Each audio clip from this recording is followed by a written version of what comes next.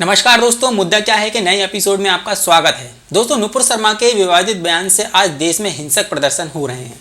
हमारा भारत जल रहा है, पत्थरबाजी हो रही है, लेकिन बात यह है कि क्या सरकार ऐसा करवा रही है या फिर विपक्ष का इसमें हाथ है या फिर हिंसक प्रदर्शन पहले से ही सुनियोजित है।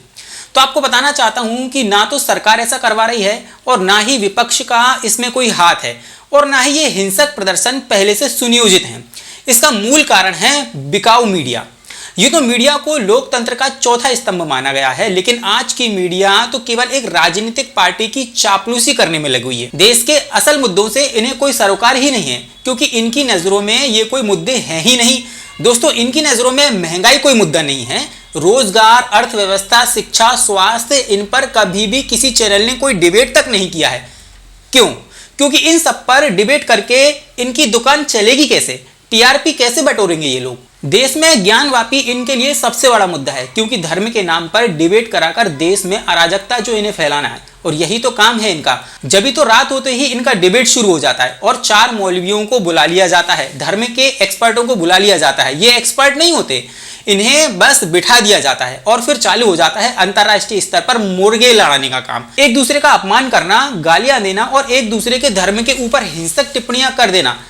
यही हुआ है नुपुर शर्मा वाले केस में। नुपुर शर्मा को धर्म के नाम पर उकसाया गया और उसका नतीजा ये निकला कि पूरा देश आज जल रहा है। और हमारे देश की मीडिया सुप्रीम कोर्ट बनना चाहती है दोस्तों, क्योंकि किसी भी मुद्दे का निर्णय तो ये डिबेट में ही करवाना चाहते हैं। और लेकिन ये भूल रहे हैं कि देश में एक कानून व्यवस्था भी है, न्यायपालिका भी है, क्योंकि निर्णय तो वही करेगी ना कि कोई मौलवी या धर्म का कोई एक्सपर्ट निर्णय करेगा। देखो, हमारा जो भारत है ना, वो एक लोकतांत्रिक देश है। भारत में एक संविधान है, इसके तहत हर एक व्यक्ति को अपनी बात कहने और शांतिपूर्ण तरीके से विरोध प्रदर्शन करने का भी अधिकार है। लेकिन इसका यह मतलब नहीं है कि आप पत्थरबाजी करें, आगजनी करें और पुलिस को भी जख्मी करें। दोस्तों, ऐसे व्यक्तियों पर तुरंत कार्रवाई होना चाहिए, चाहे वह किसी भी समुदाय के हो या किसी भी धर्म के ही क्यों ना हो।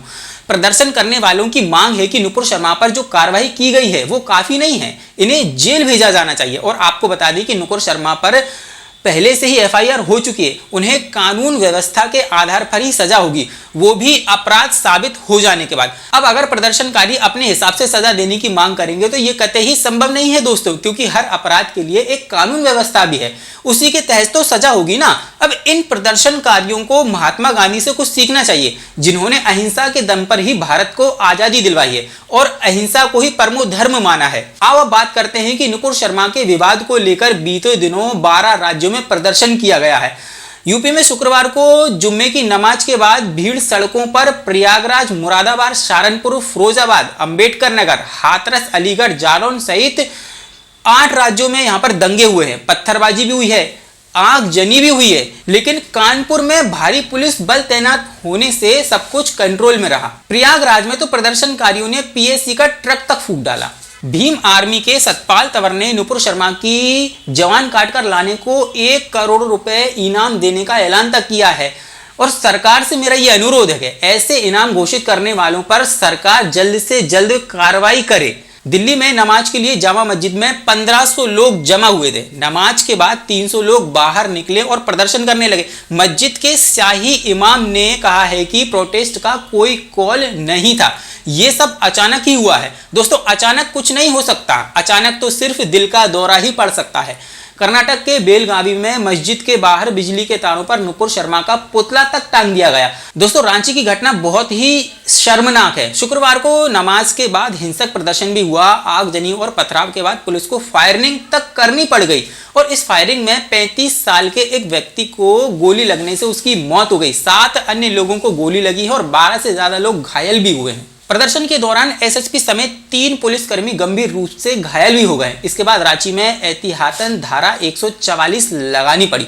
पश्चिम बंगाल में भी लगातार दूसरे दिन यही हुआ और हिंसक प्रदर्शन के मामले में प्रदर्शनकारियों ने पुलिस पर पत्थरबाजी भी की और इसके जवाब में पुलिस ने अश्रु गैस के गोले छोड़े और हिंसा के मद्देनजर राष्ट्रीय राजमार्गों और स्टेशनों पर आसपास 144 धारा लगा दी गई है। ऐसे ही पंजाब सहित जम्मू कश्मीर, बिहार सहित अन्य राज्यों में हिंसक प्रदर्शन दोस्तों जारी हैं। दोस्तों, हमें यह सोचना होगा कि हम क्या कर रहे हैं। आप सड़कों पर लड़ते रहो और मौलवी, धर्म के एक्सपर्ट और प्रवक्ता डिबेट के बाद एक साथ चाय की चुस्कियां लेकर खुशी खुशी ये कहते हुए घर चले जाएंगे कि आज बहुत मजा आया डिबेट में और बहुत सारी टीआरपी भी मिलेगी। तो आज के मुद्दे को यहीं विराम देते हैं। चलिए वक्त हो चला इस एपिसोड के समापन का। कल फिर मिलेंगे किसी नए मुद्दे के साथ। जय श्री राम। चैनल को सब्सक्राइब कर लें और बेल आइकन को दबाना बिल्कुल भी ना भूलें।